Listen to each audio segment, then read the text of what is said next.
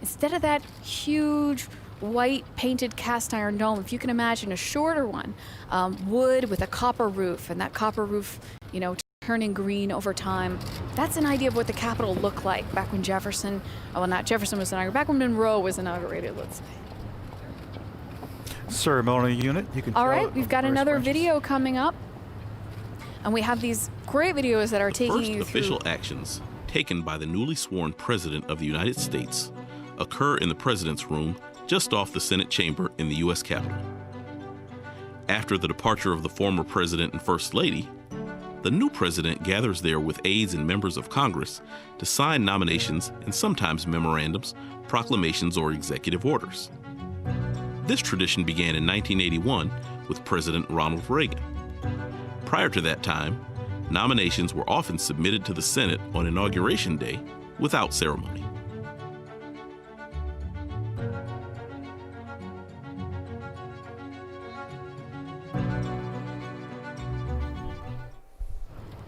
All right, I think members of the military cordon here, bayonets affixed.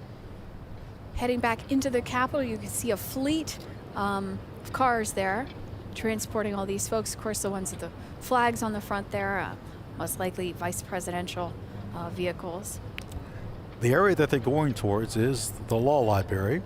And then in that area is where Thomas Jefferson was first inaugurated, March 4th, 1801. And his second inauguration was in that room. Yeah, right there on the first floor of the Senate side. It's part of the oldest section of the building. Jen, I hope the people can see this pediment that's in this triangle, and it's genius of America. And it used to be sandstone. About the triangular section above the door. Used to be sandstone, and it deteriorated, and they changed it to marble from Tate, Georgia. And so, friends, there was a part of this porch, if you will, that was extended out about 32 feet just before President Kennedy was inaugurated to give balance to the dome. Now you see people around there. That's something that's in the past that was allowed by the general public. I'm talking about the 1940s, 30s. It was just overwhelmed with people, and that's one of the reasons why we don't have inaugurations on the east side anymore. Yeah, we mentioned earlier there's a famous photo from Lincoln's inaugural where he's out here, and the crowd around him is so thick you can hardly pick out Lincoln except for his exceptional height.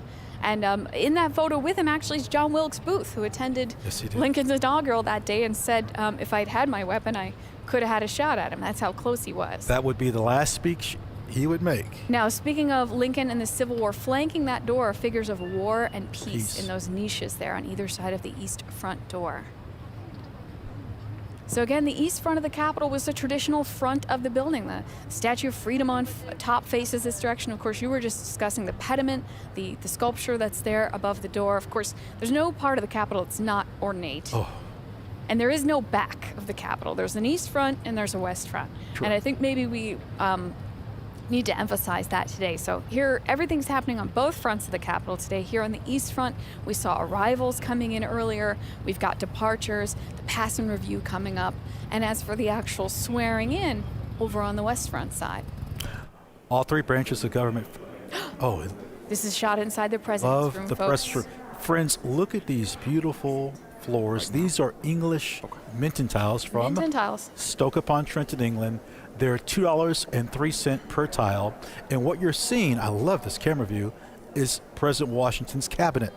It looks like Henry Knox, Secretary of War, in the corner there. I don't know if I can emphasize enough how unique this opportunity is for us to see this. I worked at the Capitol now for 12 years, and I've seen the inside of this room maybe half a dozen times. Ladies and gentlemen, stand by for a video on the signing ceremony. You want to see this.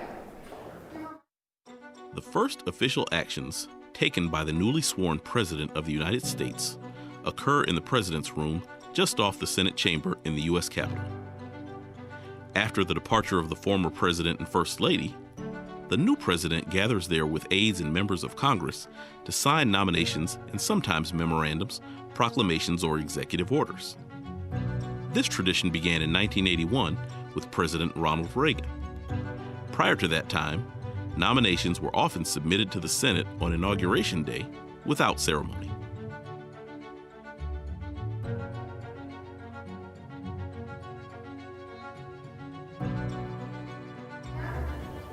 So the president's room is a really special room inside the Capitol, and we're actually not going to be able to show you the moments, some of the moments here that we're recording them for posterity, but they're not necessarily going to be live because of the importance of what happens in this space. You mentioned importance. In 1964, Dr. Martin Luther King Jr., along with President Lyndon Baines. Janet, you mentioned the importance of this room.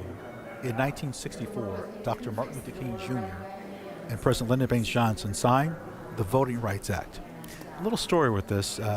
Quite a few years ago, there's a person that comes to me, and she wants to bring her daughter to see a video of the visitor center. And so she says, I just want to see that. I said, well, that's fine. And little did I know at that time when she left, and she says, I'm Lenny Bird. It's President Johnson's daughter who wants her granddaughter to see her father in the video. It was such a moving moment for me. So we're coming up on the signing ceremony here today, folks, and we have some video about that. While the tradition of an inaugural luncheon dates back as far as 1897, when the Senate Committee on Arrangements gave a luncheon for President McKinley and several other guests at the Capitol, it did not begin in its current form until 1953. That year, President Dwight D. Eisenhower, Mrs. Eisenhower, and 50 other guests of the JASIC dined on creamed chicken, baked ham, and potato puffs in the now restored Old Senate Chamber. From the mid-19th century to the early 20th century, presidents left the Capitol after the swearing-in ceremonies and traveled to the White House for a luncheon prepared by the outgoing president and First Lady. In 1949, Secretary of the Senate Leslie Biffle hosted a small lunch for President Truman in his Capitol reception room. They dined on South Carolina turkey, Smithfield ham, potato salad, and pumpkin pie. In 1953, the JASIC began its current tradition of hosting a luncheon for the president, vice president, and their spouses, Senate leaders, the JASIC members, and other invited guests. At the inaugural luncheon in 1981, newly sworn-in President Ronald Reagan announced the release of 52 American citizens who had been held hostage in Iran for 444 days. Traditionally, the luncheon often features cuisine reflecting the home states of the new president and vice president or the JASIC chairman, as well as the theme of the inauguration. The program includes speeches, gift presentations from the JASIC, and toasts to the new administration.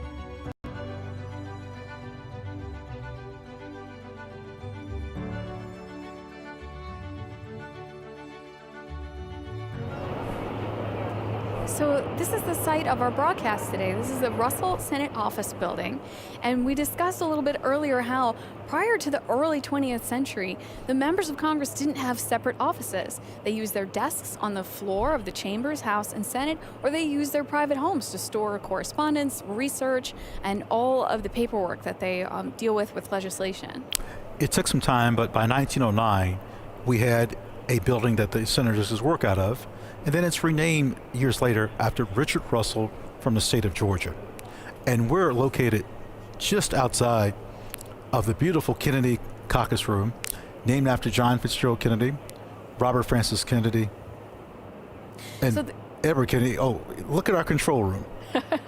Yeah, the Kennedy Caucus Room, normally the site of many wonderful ceremonies, but today it is our Mission Control Center. You can see right there our wonderful team putting together this live stream broadcast today. We've got, as we mentioned, we have cameras in a lot of places that other folks don't, so you can see all of our camera feeds up on the screen there. And this is a huge and beautiful room. It's so ornate. It's in the style of Versailles. Mm-hmm. Well, the windows are from France. Now, you could fit a tennis court and maybe half a basketball court here. I mentioned this earlier. There should be an opera performed here. But this is our control center, and we've had over 30 camera feeds throughout the building, throughout the campus, that's giving you this great coverage.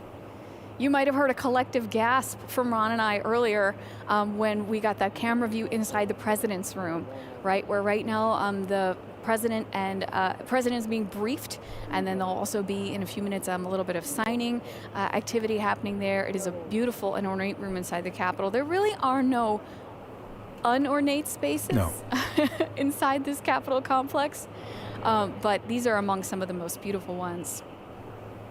Our friends from Texas, I think, are making a departure. One can go. You know, this Kennedy caucus room has been the site of a few hearings. Yeah, a few. The Titanic. Teapot Dome scandal. Well, how about McCarthy hearings? In 1937, this is where President Roosevelt's plan to pack the Supreme Court was discussed. And Watergate hearings. So I don't think this room is not too unfamiliar for a lot of Americans. Well, this might be something which is a point of interest to our audience at home, because they probably picture all of the action happening in the chambers. No. And really, the chambers are where the voting happens and a certain amount of debate, but caucus rooms like this, committee chambers, here we see the Clintons departing there on our screen. Caucus rooms like this, committee chambers, rooms all over the Capitol are where a lot of the action happens. And if you watch hearings on TV, you may notice that you're seeing different spaces than you see when you watch votes. Here comes the Obamas. We're watching these departures on the East Front as we're coming to you from a separate building over in the Russell Senate Office Building. You know, this building is made intentionally to be fireproof. You know what's ironic, Janet? This building is so old, yet when they built the new buildings, such as the Hart Building, the members didn't want to go to the Technology Building. Everyone likes everything old. Think about this. I mean, where do they have inaugural luncheons for the president? Old statuary hall, old House chamber. Where were they before? Old Senate chamber. No one likes anything new. Yeah, we have a very long memory. I mentioned to you guys in the beginning that the guide service has been part of the story here on Capitol Hill, part of the community since 1876. So when Ron and I talk about old versus new, we really mean that in like a much further reach. If you can imagine, this new Hart Senate Office Building he's talking about, it's a little bit older than me, I think. And we talk about the new House chamber, the new Senate chamber. Those are from the late 1850s. The new House chamber received criticism because of artificial air, artificial light. I mean, amazing. Now, the old House chamber we now call National Statuary Hall. That video that we just watched about inaugural lunches showed a lot of photographs that happened there in National Statuary Hall, where that luncheon is traditionally held, and it's the former House chamber. And actually, it's the way the building functions architecturally, it's pretty much a pass-through. It's directly on the route between the rotunda, the Speaker's office, and the House floor. Janet, let's go to another video, please. On March 4th, 1793, Washington gave the shortest inaugural address on record, just 135 words. Every president since Washington has delivered an inaugural address. While many of the early presidents read their addresses before taking the oath, current custom dictates that the Chief Justice of the Supreme Court administer the oath first, followed by the president's speech. William Henry Harrison delivered the longest inaugural address at 8,445 words on March 4th, 1841. John Adams' inaugural address, which totaled 2,308 words, contained the longest sentence at 737 words. In 1921, Warren G. Harding became the first president to take his oath and deliver his inaugural address through loudspeakers. In 1925, Calvin Coolidge's inaugural address was the first to be broadcast nationally by radio. And in 1949, Harry S. Truman became the first president to deliver his inaugural address over television airwaves. Most presidents use their inaugural address to present their vision of America and to set forth their goals for the nation. Some of the most eloquent and powerful speeches are still quoted today. In 1865, in the waning days of the Civil War, Abraham Lincoln stated, "With malice toward none, with charity for all, with firmness in the right as God gives us to see the right. Let us strive on to finish the work we are in, to bind up the nation's wounds, to care for him who shall have borne the battle, and for his widow and his orphan, to do all which may achieve and cherish a just and lasting peace among ourselves and with all nations. In 1933, Franklin D. Roosevelt avowed, "We have nothing to fear but fear itself." And in 1961, John F. Kennedy declared, "And so, my fellow Americans, ask not what your country can do for you. Ask what you can do for your country."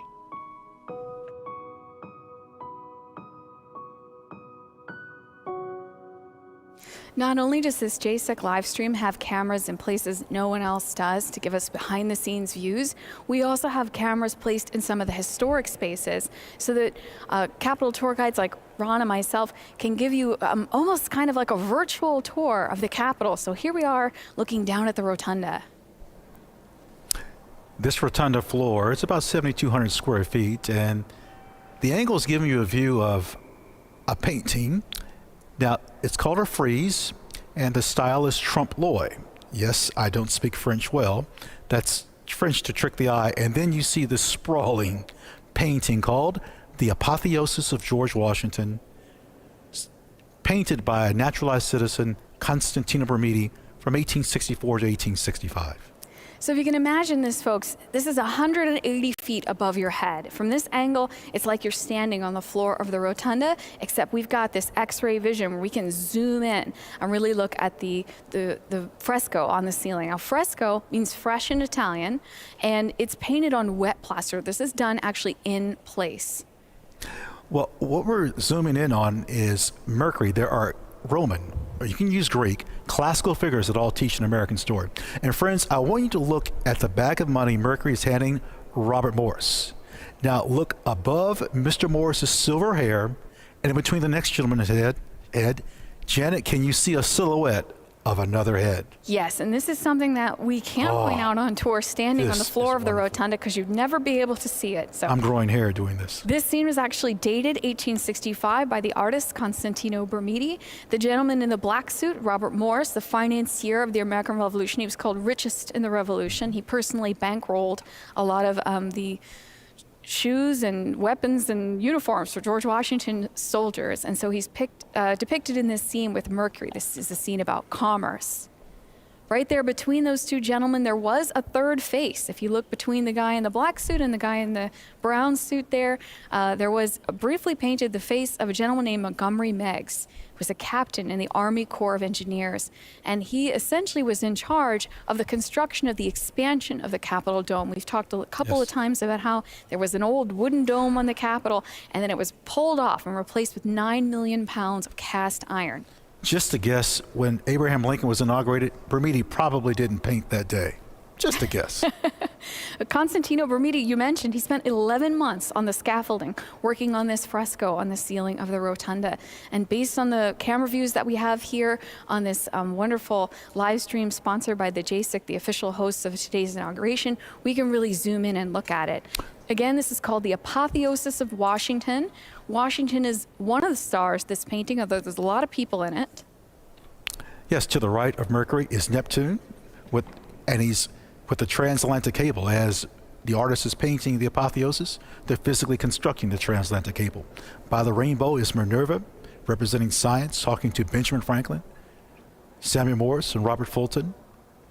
And if you can see at the top right at this point, we're going to rotate around so you guys can see these scenes around the edge. Coming to actually the bottom of your screen right now, you can see Neptune there with his trident, right? And wrapped around that scene with him, they're holding onto this thick black line, the transatlantic cable, which was being dragged across the bottom of the Atlantic while this fresco is being painted, while Bermidi, Constantino Bermidi, a naturalized citizen, an Italian-American, an immigrant to this nation, painting this fresco on the ceiling of the rotunda. Bellona, the Roman goddess of war, well, war, first armor, we got freedom. science right there at the bottom, crossing over the bottom, science, and Minerva down there. If you all can see, there's a rainbow coming down. See that stripe coming toward the edge? Right where that rainbow comes down is another guy in a black suit there. who we may recognize. And folks at home, if you don't recognize Benjamin Franklin when you see him, it's about to get a lot more obscure than that. There's a statue of Benjamin Franklin here by Hiram Powers, sculpted in 1863. Please note that rainbow, you couldn't see it well in the 1950s and 60s because of such dirt and debris and yes, soot. this painting was restored. And there's actually, if you look toward the center of the image, there's a ring of figures. And one edge of it is a little bit flattened. Right in the middle of that side, George Washington there with a pinkish lavender robe draped across his lap. And he's seated on a rainbow. You know, all the figures that we see in the apotheosis are also depicted throughout the Capitol complex in some manner, on a wall, a medallion. What is in the rotunda is often re-emphasized throughout the building. That's right. These artworks depict allegorical figures, people representing concepts like liberty and freedom, but they also represent real people. And so now we're looking at another fresco. This, again, is a painting on plaster, and this is called The Frieze of American History. This is a narrative wrapping around the rotunda. Started by Constantino Bermidi in 1878. Now, we're at the area, you can see like a box or a desk and someone kneeling. That's about the general area in which he stopped. He had a little mishap. Constantino Bermidi, our artist of the Capitol, was up here on the scaffolding painting this fresco around the rotunda, and it will be just kind of off to the right, actually. This fresco goes chronologically to the right. There we go. And so right here, this scene, there's kind of a box on the ground in it, right? This is a moment of transition. So what we got here is a moment where another artist takes over. His name, Filippo Constantini. Now, friends, there's a person in the middle. It's like he's wearing knickers. For you golfers, as if he was Payne Stewart, bless his soul. And maybe you can see that the left shoe, or sandal, if you will, looks different than the right. If you can't, look at the three indigenous people. See, they're painted a little larger and what? A different color. That marks where the second artist takes charge, Filippo Constantini. And he paints scenes that Bermidi had etched, but things don't exactly go quite according to plan. Yeah, this is something that, again, folks, if you were on tour with us in the rotunda, we would be squinting to try and see this. So it's incredible that we have a camera to bring in on this. That guy in the center with holding his cloak in front of him, that's William Penn. And our man Constantino Bermidi, our artist of the Capitol, is up there on that scaffolding, and he was working on William Penn's foot at the moment that he slipped from the scaffolding and started plummeting toward the floor of the rotunda. Bermidi was not hurt. He was rescued by a number of people around, including one of our predecessors in the Capitol Guide Service. He was brought back down to the ground, and he declined to go back up that scaffolding, and that's when Congress brought in a second artist. So if you can see William Penn in the center, holding his cloak in front of him with one hand out to the side, one shoe has a buckle on William Penn and one doesn't.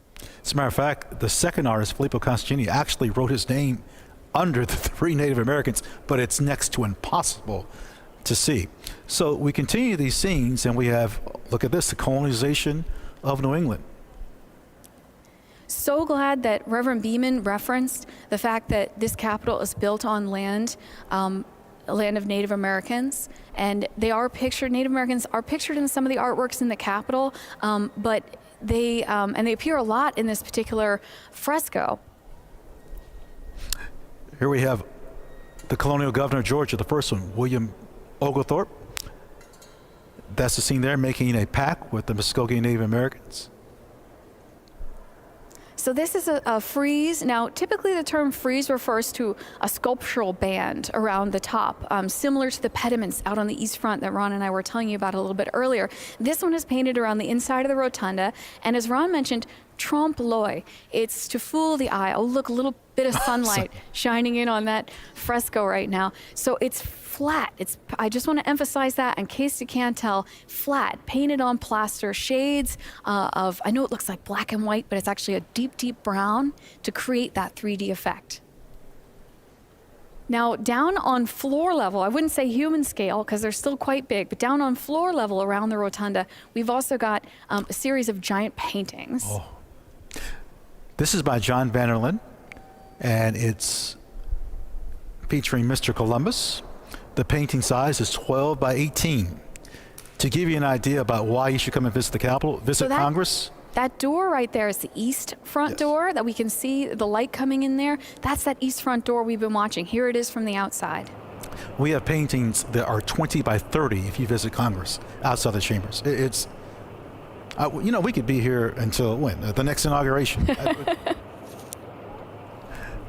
Our beloved East Front once again. So there have been inaugurations in a lot of places. We talked about this. We started off with George Washington's, originally in New York City. You mentioned that James Monroe was actually inaugurated the brick Capitol. Yes, the brick Capitol. It was a little Capitol. building across the street. It's not there anymore, but where it was is the site of today's Supreme Court. Looking at the Capitol from the west now, you can see the inaugural platform down there in the center with the flags that built there on the west front.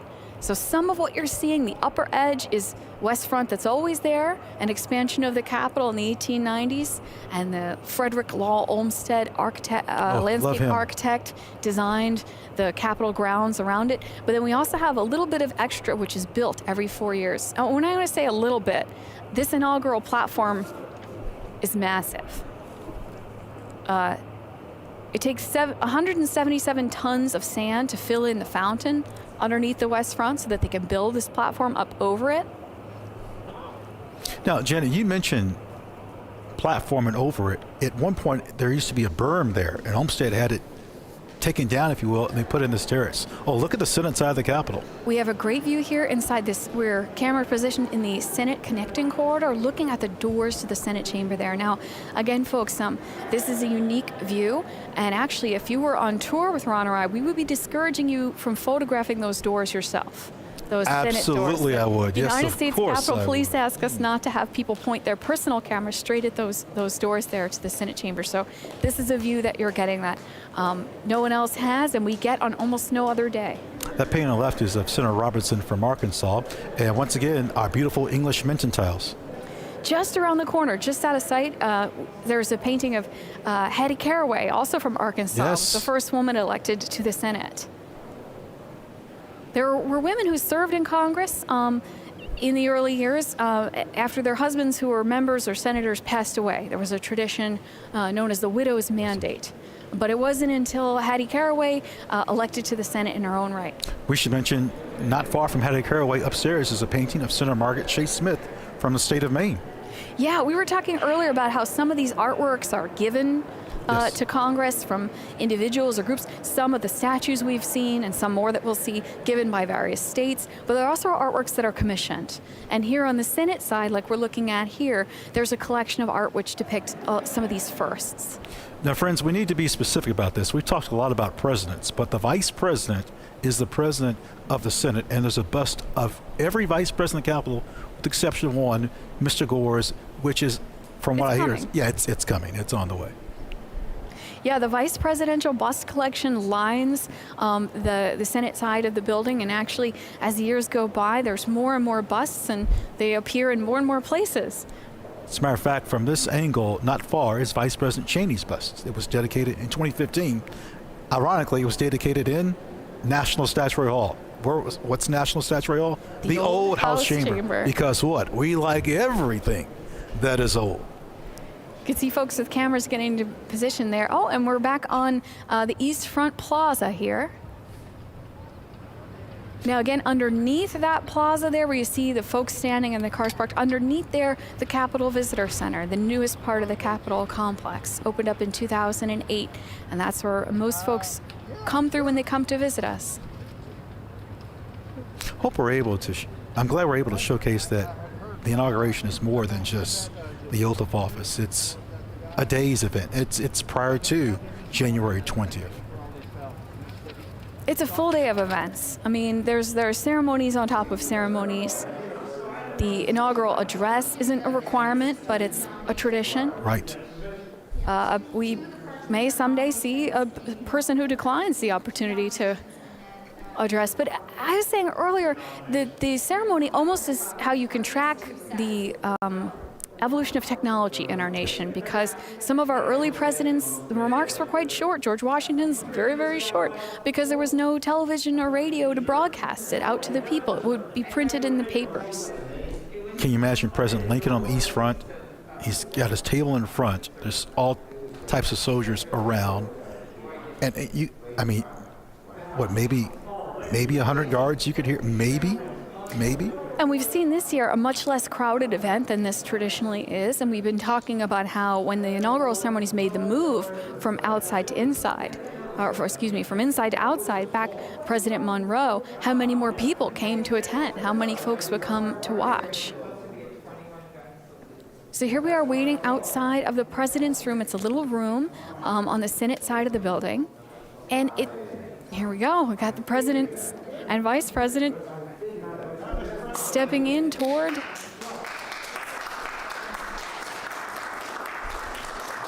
Pause for applause. Here they are in the president's room. Now this, I will say, is also a tricky room to photograph, Yes. folks, because of those huge mirrors on either side. It is not a big space at all. Saw the fireplace there. I'm such a nerd. I think I know how many fireplaces are in the Capitol. So that's going to be a quiz for you right now, Janet. Trivia question for me. Ron is asking how many fireplaces I'm are in going to the give you three Capitol. choices. Okay. Okay, well, 120, 160, 144. 160. 144. Now, how many work, that's another issue.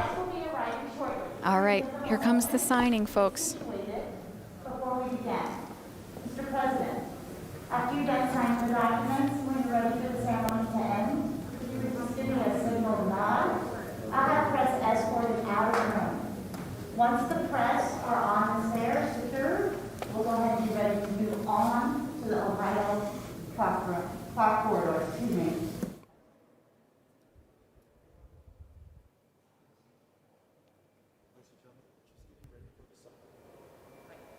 Ladies and gentlemen, we're getting ready for the signing.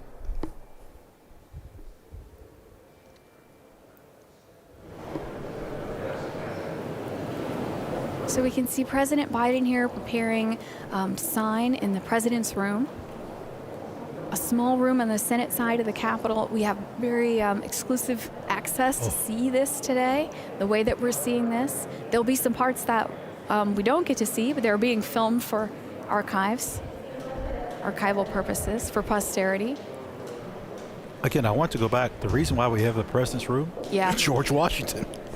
He said the president should have a room where from time to time he can meet with Congress and sign bills, or not sign bills, but have interaction. Yeah, and it's another holdover from a different era, folks, when the term of our president and our Congress overlapped differently. So we tend to think of inaugurations happen in January, new Congress comes in January 3rd, right? But that's been different over the years. Oh, let's watch.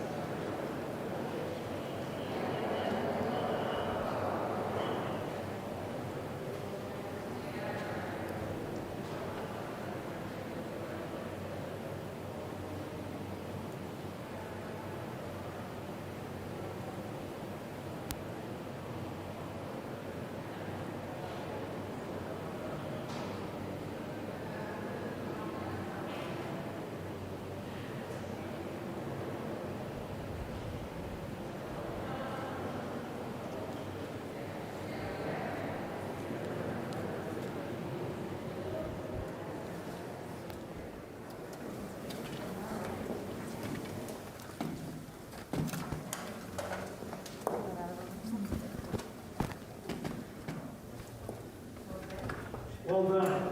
Well done, my very thankful sir. I just pardoned you. That's your first name. I needed all the help I could get, Mr. President, for treating my bill short. All right. Good. Packages are ready to be on.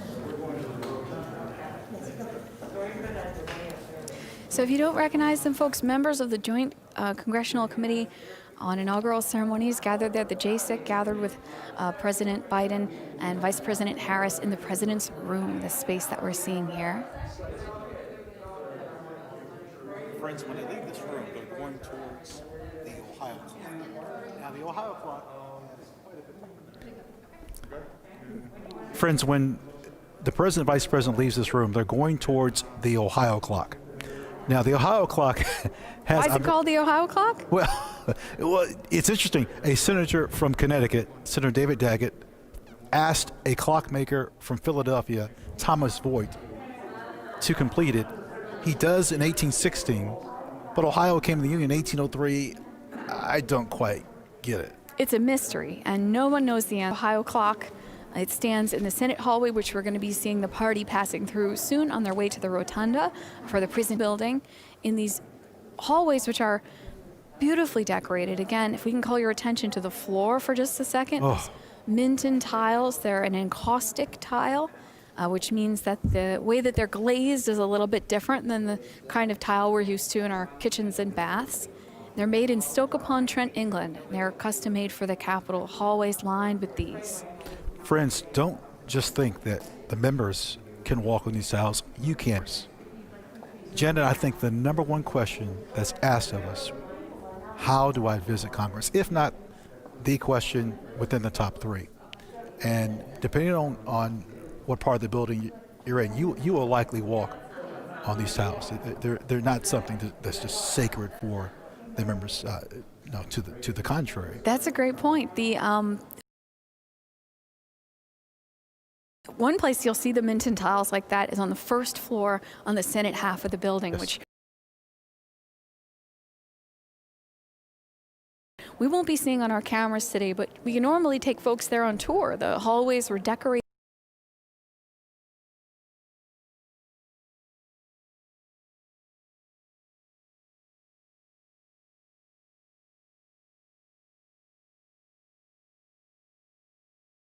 By Constantino Brumidi, the artist who painted the frescoes inside the Capitol that we were looking at a little bit earlier.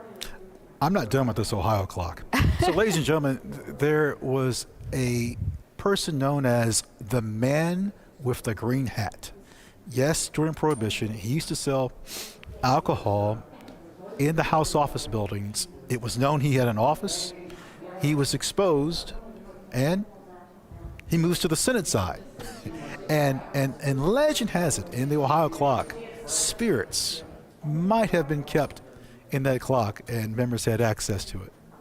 I mean, the period where alcohol sale, manufacture, distribution, except for medicinal purposes, the period when that was illegal in the United States was an interesting one here on Capitol Hill. And there are rumors all over of hidden compartments and various places where things must have been hidden, and they create this kind of mythology around this. And I gotta say, there are plenty of mysteries. We don't know why the Ohio clock is called the Ohio clock, but there are plenty of tales of this secret compartment is where, you know, they hid the contraband during the Prohibition period. But I think a lot of them more likely are just quirks of the architecture, because as we've discussed, this is a building that's been built in so many different pieces. Yes. And each piece added on to the next, right? And every space enduring these constant changes in what the space is being used for over the years.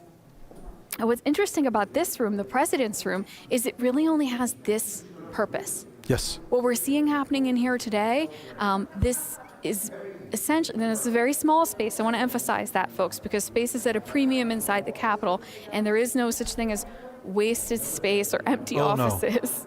No. But this particular space is set aside for this special purpose of the president using it on Inauguration Day. And again, this dates to a time when our president's term and our Congress's terms would be running out March 3rd or 4th, and there would be kind of a race to sign last-minute legislation in that beautiful president's room. Looking down at the rotunda here. By the way, I think it's possible President Biden may not re-enter the president's room until either a State of the Union or, well, who knows in the future, but I wouldn't think he would be there maybe one or two more times. It doesn't get used a lot. That's what we're saying. And for us to be able to see this moment of President Biden and VP Harris in the president's room. They've just concluded the signing ceremony. Also stored in this room are some gifts Congress received. There are some ceremonial gifts, particularly from other nations. So we're looking down at the rotunda because what's happening here is people are starting to gather. The spouses of the dignitaries that we were just seeing in the signing room starting to gather in this space for the presentation of gifts, which is going to be happening soon. Typically occurs actually during the inaugural luncheon. This year, because things are a little bit different than past years, there is no inaugural luncheon, and so this is being sort of modified for happening in the rotunda. It's a 96-foot diameter, 108 windows in the rotunda. And can we tell in the center the discoloration? If you're thinking, was there a hole there? Yes, it was covered up. So the idea, the painting of George Washington glorified, you would look down through the hole or oculus to a statue of George Washington in the crypt, and then he would be with Mrs. Washington interred or reinterred, except much of that didn't happen. Right, that was a part of the design that didn't end up happening, but right there in the center of the rotunda where we see some camera equipment and things now, that was intended to be this statue of George Washington. And actually, you can see the statue that was meant to go there. If you visit our friends at the Smithsonian American History Museum, they've got a Horatio Greenough statue of George Washington, an unusual view of Washington. We are not used to seeing him seated, wearing a classical Greco-Roman toga and sandals. No, we're not. And that was meant to sit right there in the middle of the rotunda. Now, there are some sculptures around the edge of the room. One of the oldest in this space is actually a statue of Thomas Jefferson, which Congress received as a gift. 1833. And it sort of was the moment when they started to realize they could commission sculptures. There was a lot of thought put into the architecture of the Capitol and the artworks that are adhered to it, especially after the fire in the War of 1812 when we were concerned about fireproofing everything. And so paintings, sculpture are a little bit easier to be vandalized. And so there was an early emphasis away from them and onto things like frescoes and friezes that we've seen. Now, the Ohio clock is on the right-hand side. They're coming past it here.